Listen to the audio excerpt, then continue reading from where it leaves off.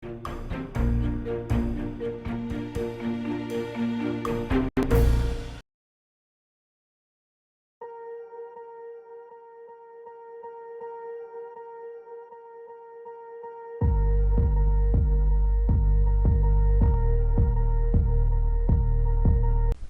반갑습니다. 9월 6일 화요일 마감 시청입니다. 자, 시장은 일단 2400포인트를 지켜냈습니다. 코스닥도 780포인트 넘어가나 싶긴 했는데 779포인트에서 마무리되긴 했습니다만 그래도 1%대 상승세 만들어내면서 마감이 됐습니다. 자, 그렇지만 수급은 역시 매도세를 유지를 했고요. 수급에서 매도가 좀 나타나게 된 배경에는 환율이 지금 1370원대 계속 유지가 되는 모습이었죠. 꼬리가 좀 달리는 모습이어서 내일은 좀 내려가지 않을까 생각하는 모습이긴 합니다만 그래도 강달러가 계속 지속되고 있다는 부분들 주목해 봐야 될 것 같고요. 외국인들이 이 강달러 수혜주들을 집중적으로 매수하는 모습이 좀 있었는데 그 중에 자동차주들을 최대한 많이 사들이려는 그런 흐름을 보이고 있습니다. 그래서 거기에 대한 부분들도 같이 좀 짚어보도록 하겠습니다. 차트 한번 보도록 하죠. 네, 종합주가지수 먼저 보시면은요. 2410포인트로 마무리됐고요. 양봉 마감이 됐어요. 이거 상당히 긍정적입니다. 코스닥 같은 경우도 지금 양봉 마감이 됐는데 요거는 지금 조금 애매한 구간이긴 합니다만 그래도 내일 반등할 수 있는 가능성은 열려있다고 보시면 되겠죠. 내일도 주가가 상승하게 된다면 만기를 앞두고 있는 시점이기 때문에 변수는 조금 있다고 하더라도 뭐 완만한 그런 흐름들을 이어갈 수 있지 않을까 생각합니다. 800포인트에 근접할 수 있지 않을까 생각해보는 모습이긴 한데 지금 이 짧은 기간 동안에 이틀 남았잖아요. 이틀 동안에 2% 넘게 주가 상승하기에는 재료가 좀 부족하지 않을까 생각하긴 합니다. 아무튼 그런 부분들이 좀 있다는 거고요. 종합주가지수 역시도 마찬가지죠. 상승을 진행하게 됐을 경우에 2450포인트 정도까지 가능해 보이긴 합니다. 근데 2% 가까이 상승할 수 있는 거에는 재료가 조금 부족하지 않나 싶긴 합니다만 미국 시장이 지금 어떻게 될 것인지 여부를 확인해 볼 필요가 있겠고요. 또 변수가 될 수 있는 게 이제 그 파월 의장의 발언이란 말이죠. 근데 그게 이제 8일날 지나고 나서 나오는 모습이기 때문에 시장에 큰 영향이 없을 수도 있겠다라고 판단하실 수 있겠습니다. 그래서 기술적 반등을 통해서 일단은 2450포인트에 근접해서 맞춰주려는 그런 만기일의 포지션 전환이 좀 진행될 수 있겠다 판단하시면 되겠고요. 13일날 발표되는 CPI 지표가 만약에 긍정적이다, 즉 명절 이후에 분위기가 좀 긍정적으로 바뀔 수 있다라고 생각하면 시장을 상방으로 조금 올려놓으려는 움직임도 나타날 수가 있습니다. 그래서 그 움직임도 좀 따라가시면 좋을 것 같아요. 자, 보통 명절 전에는 변동성이 계속 있기 때문에 이번 주는 계속 들락날락하는 모습이겠습니다만 만약에 다음 주에 대한 기대감, 그 다음에 FOMC에 대한 어떤 부담감들이 조금 줄어들게 된다면 오히려 주가가 좀 상승하는 쪽으로 갈 수도 있겠다 판단하시면 되겠네요. 수급을 한번 보도록 합니다. 수급 상황 보시면 외국인들은 780억 정도 순매도입니다. 뭐 이렇게 1000억 넘게 매도했던 부분에 비해서는 많이 줄어들었고요. 포지션이 그래도 완만한 편입니다. 나쁘지 않아요. 그리고 그 기관 쪽의 움직임도 보시면은 132억 밖에 안 되거든요. 매도가 132억 밖에 안 되기 때문에 그렇게 크게 문제되지 않습니다. 금융투자 270억, 연기금 100억 이 정도 수준의 매도는요 그냥 무시해도 괜찮다 보시면 되겠습니다. 그래서 시장은 그냥 보합 수준으로 유지가 됐다 보시면 되겠고요. 코스닥 쪽에서는 매수가 좀 더 많이 들어온 것 같아요. 전날 하락한 포인트도 있었기 때문에 그런 모습이 있었겠습니다만 일단 금융투자 쪽, 그 다음에 외국인도 가세하게 되면서 매수가 강하게 들어와 줬습니다. 그래서 이런 부분들이 좀 있었는데 코스닥 쪽이 상승을 했다고 하더라도 시총 상위 종목군들이 올라간 건 아닙니다. 그래서 시총 상위 종목군들도 한번 살펴보도록 하죠. 시총 상위 종목은 거래소 쪽을 먼저 좀 살펴볼게요. 그러면 전체적으로 봤을 때 뭐 나쁘지 않죠. 지금 삼성전자는 보합으로 마무리됐고 하이닉스도 뭐 살짝 플러스 마무리된 모습이긴 합니다만 전체적으로 이제 상승 기조를 좀 유지하는 모습이었고요. 그 다음에 LG화학이나 현대차 같은 경우도 오늘 상승세 이어가는 모습이었습니다. 기아도 마찬가지였고요. 빠져나가는 종목들은 카카오, SDI, 네이버 별로 좋지 않은 상황에 있었던 종목들만 주가 하락하는 모습이었고요. 전체적으로 양호했습니다. 그리고 오늘 좀 많이 내린 것 중에 보면은 1.78%대 SK가 좀 많이 하락하는 모습이었고요. 현대중공업 뭐 이런 정도인데 1%대 하락은 뭐 그다지 중요하지 않죠. 그 다음에 고려아연 같은 경우 이제 들어왔다가 나가는 형태의 모습이기 때문에 이런 것들은 또 긍정적인 풀이로 우리가 생각해 볼 수 있을 것 같습니다. 전체적으로 뭐 분위기가 나쁘지 않았기 때문에 괜찮구나 라고 생각하시면 될 것 같고요. 코스닥 같은 경우도 매수는 많이 들어왔기 때문에 기대감을 좀 가지실 수 있었을 것 같긴 한데요. 그다지 대단한 건 없습니다. 에코프로비엠이나 LNF 같은 경우도 지금 윗꼬리 달고 내려오는 모습이라서 그다지 썩 좋은 건 아니고요. 첨보 역시도 마찬가지죠. 네. 그 다음에 LNF, 그 다음에 HLB도 지금 하락세 계속 이어가는 모습이고요. 올라간 포지션대가 많지 않아요. 1% 정도. 그 다음에 내려간 것도 1% 정도. 그러니까 뭐 크게 주가에 영향을 미칠 만한 그런 모습은 아니었겠습니다만 시총 상위가 오늘 지수를 끌어올린 건 아니다라고 판단하시면 되는 부분입니다. 그 다음에 성일하이텍이 오늘 많이 올랐죠? 네, 성일하이텍, 그 다음에 케어젠 이런 종목들이 오늘 반등을 세게 해주는 모습이었다 보시면 되겠습니다. 성일하이텍은 뭐 일단 수급적인 부분에서도 많이 들어와줬기 때문에 그런 쪽 기대감이 좀 있는 것 같습니다. 외국인들이 최근에 매수를 많이 해주는 게 이제 강달러 환율에 대한 부분이 있잖아요. 그러니까 환율 같은 경우 좀 살펴보게 되시면 1370원, 71원 정도 나왔습니다. 가장 높은 가격이 이제 1377원이고 윗꼬리가 조금 달렸어요. 그래서 살짝 완화가 될 수 있는 모습이긴 한데 뭐 금감원에서도 이제 여기에 대한 부분들을 예의주시하고 있다 뭐 이런 식의 이야기 나오고 있기도 하고 뭐 과거의 상황과 좀 다르기 때문에 걱정할 거 없다 이런 얘기들도 나오고는 있습니다만 어쨌든 환율이 높다는 것은 좀 부담을 줄 수 있는 내용이 좀 되죠. 근데 환율이 높은 것 치고는 외국인들 매도가 나오지 않는다는 것도 우리가 좀 눈여겨봐야 되는 부분이고요. 또 한 가지 볼만한 부분들은 이렇게 환율이 높은 상황에서 매수가 들어오는 그런 형태의 모습들이 많이 나타난다는 이야기입니다. 즉 외국인 매매 동향에서 보시게 되시면 자동차, 2차 전지라든지 또는 뭐 농기계 이런 것들도 있을 수 있고요. 뭐 배터리, 폐배터리 이런 쪽 분위기가 좀 그런 쪽 형성되고 있습니다. 즉 수출 비중이 좀 높은 거죠. 즉 원자재를 수입하는 거에 대비해서 수출로 얻어들이는 이득이 더 큰 종목군들이 주목을 하고 있다. 이렇게 보여지고 있고요. 여기서 이제 전기전자가 조금 소외된 듯한 느낌은 좀 있는데 얘네들도 뭐 나쁜 건 아니기 때문에 괜찮긴 합니다만 지수를 움직이는 용도로 사용을 하기 있기 때문에 삼성전자가 크게 움직이긴 좀 어려울 겁니다. 그래서 그런 부분들 같이 있다 보시면 되겠습니다. 아무튼 수출주 위주의 움직임들이 이 환율, 고환율에 대한 분위기를 통해서 진행이 되고 있고요.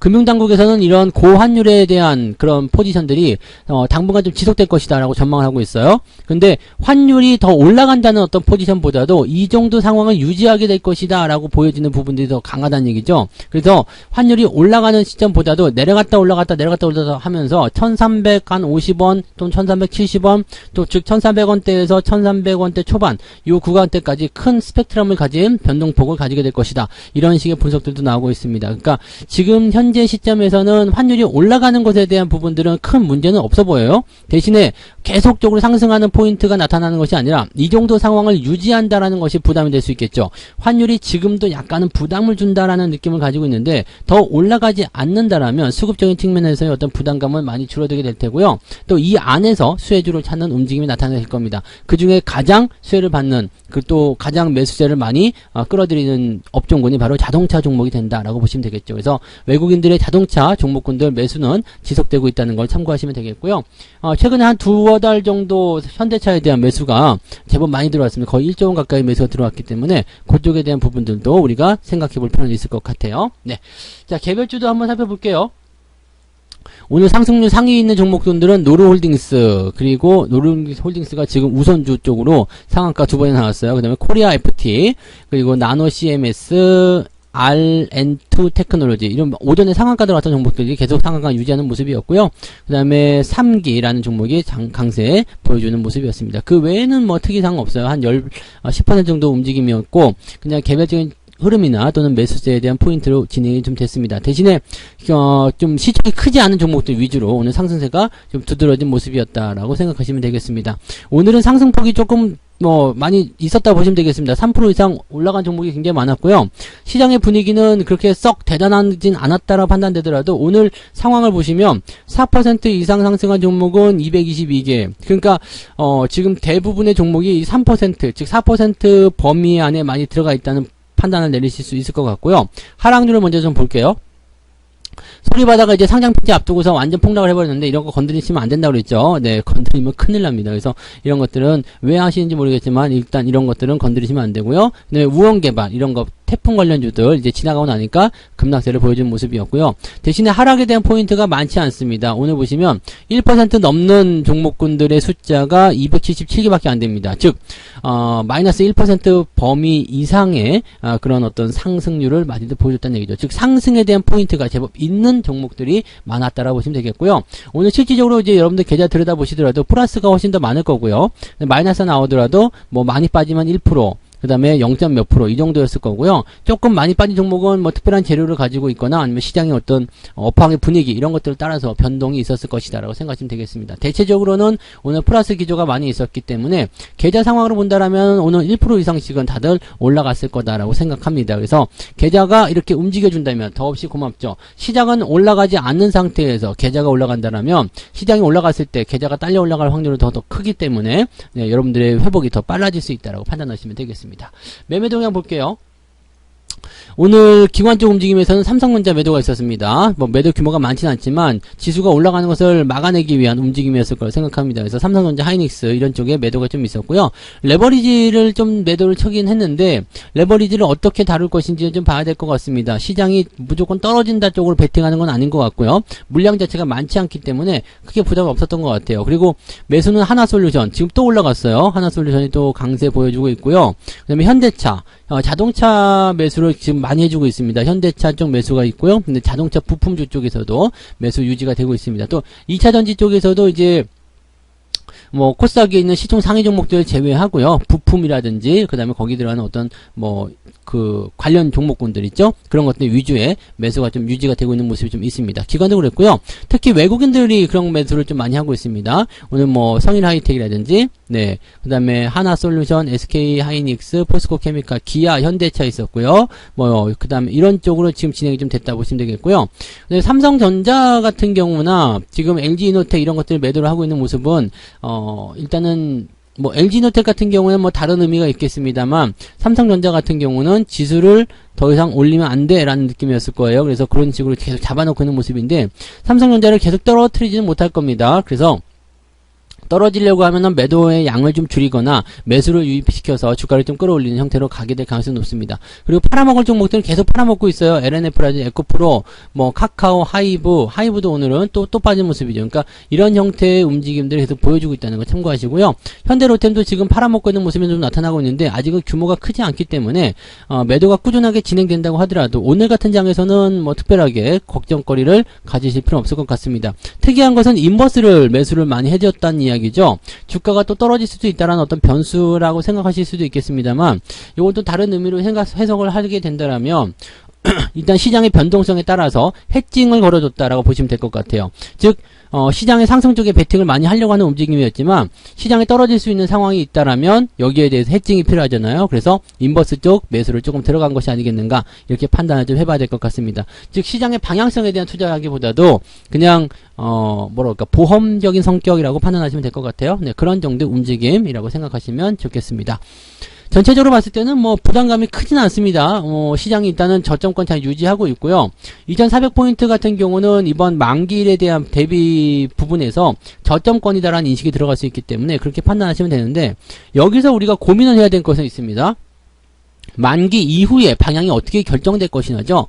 만기 이후에 상황이 좋게만 만들어지게 된다면 아무 문제는 없을 것 같긴 한데 만약에 상황이 이상하게 변한다라고 한다면 2400을 또 깨고 내려갈 수도 있겠죠. 다만 저점권은 유지가 계속 될 거 생각되지만 이 변환에 대해서는 이제 우리가 언제까지 봐야 되냐면 9월 13일 날 명절 이후까지는 봐야 됩니다. 그래서 FOMC는 중요하지 않을 것 같아요. 0.75 최악이 0.75고 그 다음에 잘 되면 0.5인데 이 부분을 결정하는 것이 바로 13일 날 발표되는 CPI 지표가 될 것이다 라고 생각하시면 된다는 얘기죠. 그래서 명절에서는 뭐 특별하게 대응하실 거 없겠고요. 그냥 편안하게 쭉 유지해 나가시면 되는 거니까 자 내일과 모레 흐름들은 일단 만기를 앞둔 명절 전이라는 것만 기억하시고 변수에 싸워 나가셔야 됩니다. 그래서 계속 흔들어대는 모습이거나 아니면은 보합 수준으로 계속 유지되는 모습이 좀 나타날 가능성이 높아요. 그리고 내려가는 것에 대해서도 하방에 대한 포인트가 계속 진행되거나 그런 부분보다는 어느 정도는 유지해 나가는 이 구간을 유지하려는 그런 움직임이 나타날 가능성이 높기 때문에 하락에 대한 포지션들은 크게 걱정하지 않으셔도 되겠습니다. 특별하게 악재가 나오지 않는 이상은 유지될 가능성이 매우 높다 이렇게 생각해 주시면 될 것 같네요. 네, 자 편안한 오후 보내시기 바라고요. 저는 내일 아침에 다시 오도록 하겠습니다. 고맙습니다. 본 방송에서 제공되는 모든 정보는 투자 판단의 참고 자료이며 투자의 최종 책임은 본 방송을 이용하는 본인에게 있습니다.